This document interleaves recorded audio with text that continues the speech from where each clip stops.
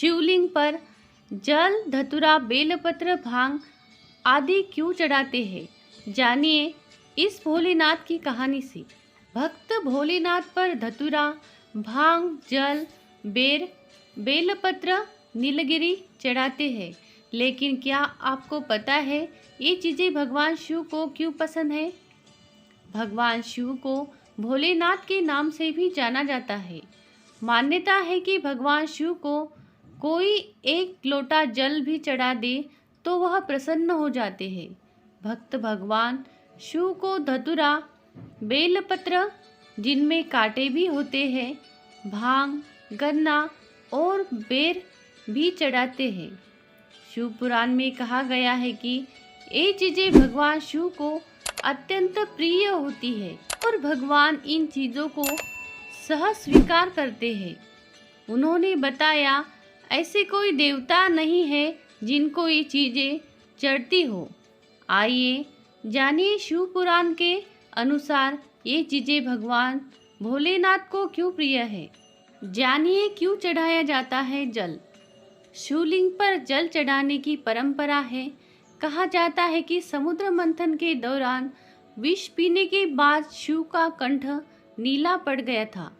विष की उष्णता को शांत करने के लिए महादेव को सभी देवी देवताओं ने जल अर्पित किया। इसलिए शिव पूजा में जल के प्रयोग का महत्व होता है। जो भक्त भगवान शिव को जल चढ़ाते हैं उनको भगवान आरोग्य का वरदान देते हैं। क्यों चढ़ाया जाता है शिवलिंग पर बेलपत्र? शिव पुराण के अनुसार बिल्वपत्र को भगवान शिव के 3 नेत्रों का प्रतीक माना जाता है। अतः की पूजा में इसका प्रयोग जरूर करना चाहिए। जो भक्त भोलेनाथ को बिल्वपत्र चढ़ाते हैं, मान्यता है कि उनकी सभी मनोकामनाएं पूरी होती है। बेलपत्र चढ़ाने के नियम। भगवान शिव को हमेशा उल्टा बेलपत्र यानी चिकनी सतह की तरफ का भाग स्पर्श कराते हुए ही बेलपत्र चढ़ाएं। बेलपत्र को हमेशा अनामिका, अंगूठे और मध्यमा अंगुली की मदद से चढ़ाएं एवं मध्य वाली पत्ती को पकड़कर शिव जी को अर्पित करें। शिव जी को कभी भी सिर्फ बिल्वपत्र अर्पण नहीं करें। बेलपत्र के साथ जल की धारा जरूर चढ़ाएं। बेलपत्र की 3 पत्तियां ही भगवान शिव को चढ़ाएं। ध्यान रखें पत्तियां कटी-पटी न हो। कुछ तिथियों पर बेलपत्र तोड़ना वर्जित होता है, जैसे कि चतुर्थी, अष्टमी, नवमी, चतुर्दशी और अमावस्या को, संक्रांति के समय और सोमवार को बेलपत्र नहीं तोड़ना चाहिए। ऐसे में पूजा से एक दिन पूर्व ही बेलपत्र तोड़कर रख लिया जाता है। टहनी चुन चुनकर सिर्फ बेलपत्र ही तोड़ना चाहिए। कभी भी पूरी टहनी नहीं तोड़नी चाहिए। पत्र इतनी सावधानी से तोड़नी चाहिए कि वृक्ष को कोई नुकसान न पहुँचे। बेलपत्र तोड़ने से पहले और बाद में वृक्ष को मन ही मन प्रणाम कर लेना चाहिए। बेलपत्र में चक्र और वज्र नहीं होना चाहिए। बेलपत्र 3 से लेकर 11 दलों तक के होते हैं। ये जितने अधिक पत्र के हो उतने ही उत्तम माने जाते हैं। अगर बेलपत्र उपलब्ध न हो तो बेल के वृक्ष के दर्शन ही कर लेना चाहिए।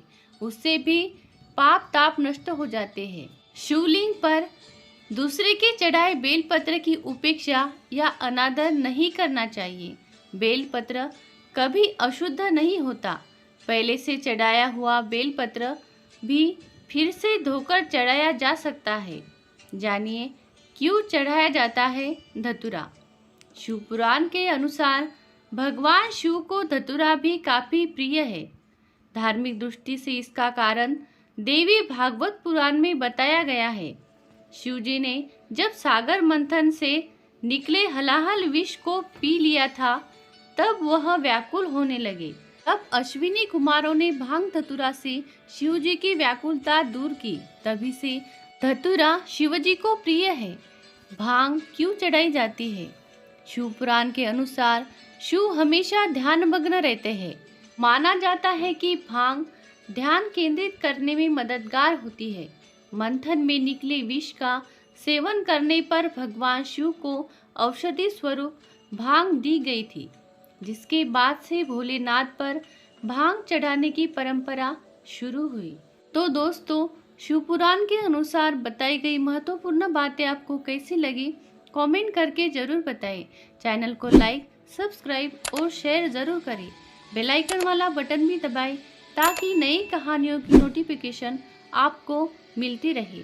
कहानी अंत तक सुनने के लिए आपका बहुत बहुत धन्यवाद। हर हर महादेव।